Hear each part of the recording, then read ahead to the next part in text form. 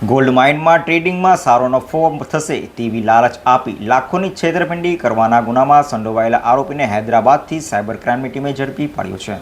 સુરતના આઢેડને online gold mine trading કરવાથી સારો એવો નફો મળશે તેવી લોભામણી વાતો કરી તેઓના વોટ્સએપ પર બનાવટી વેબસાઇટની લિંક મોકલી રજિસ્ટ્રેશન કરાવી તેઓના નામનું એકાઉન્ટ BSGC નામની એપ્લિકેશનમાં ડાઉનલોડ કરાવી તેના આધારે અલગ અલગ બેંક એકાઉન્ટમાંથી 16 લાખ રૂપિયા ટ્રાન્સફર કરાવી લીધા હતા અને USDT બાય સેલ કરતા આઢેડના વોલેટમાં પ્રોફિટ સાથે USDT બતાવતા હતા। જોકે ત્યારબાદ વિડ્રો કરવાની વાત કરતા અલગ અલગ ચાર્જ પેટે વધુ રૂપિયાની માંગણી કરી રૂપિયા વિડ્રો કરવા ન દઈ ઠગાઈ આચરાઈ હતી।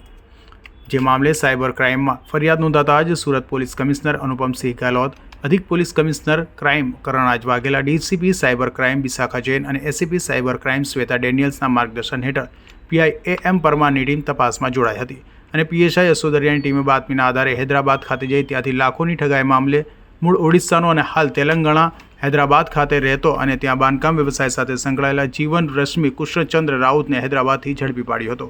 તો આરોપીના બેંક ખાતામાં ઠગાઈમાં ગયેલા રૂપિયા 15 લાખ ટ્રાન્સફર કરાયા હતા।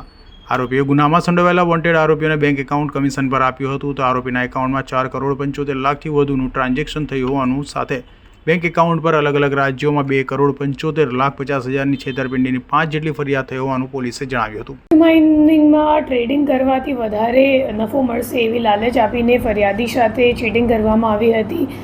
જે મામલાની ફરિયાદ સાયબર સેલ સુરત શહેર ખાતે નોંધવામાં આવેલ હતી, જેમાં 16 લાખની ટોટલ ફ્રોડ ફરિયાદી સાથે થઈ હતી।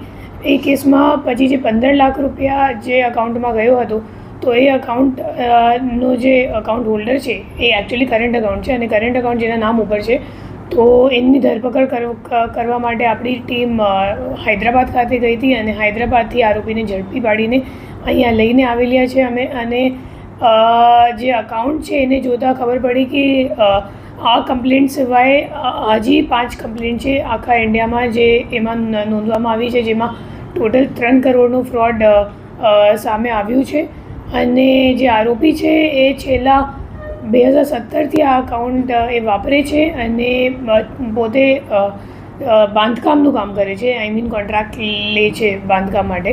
અને અત્યારે એમને કામ મળતું નહોતું, તો ત્યારે ફાઇનાન્શિયલ સર્વિસીસ અને ક્રાઇમમાં લાગી ગયું હતું અને હવે આ દિશામાં તપાસ ચાલુ છે કે આરોપી જેને કરંટ અકાઉન્ટ આપ્યું હતું ટ્રાન્ઝેક્શન કરવા માટે, તો એ માણસને પકડવા માટે અત્યારે અમારી તપાસ ચાલુ છે। હાલ તો ઓનલાઈન ટ્રેડિંગ, ફોરેક્સ સહિત લાલચ આપી લોકોને ઠગનારાઓથી સાવધાન રહેવા વારંવાર પોલીસ દ્વારા અપીલ કરાઈ રહી હોવા છતાં પણ લોભિયાઓ ધુતારાઓના હાથે ચડી લાખો કરોડો રૂપિયા ગુમાવી રહ્યા છે।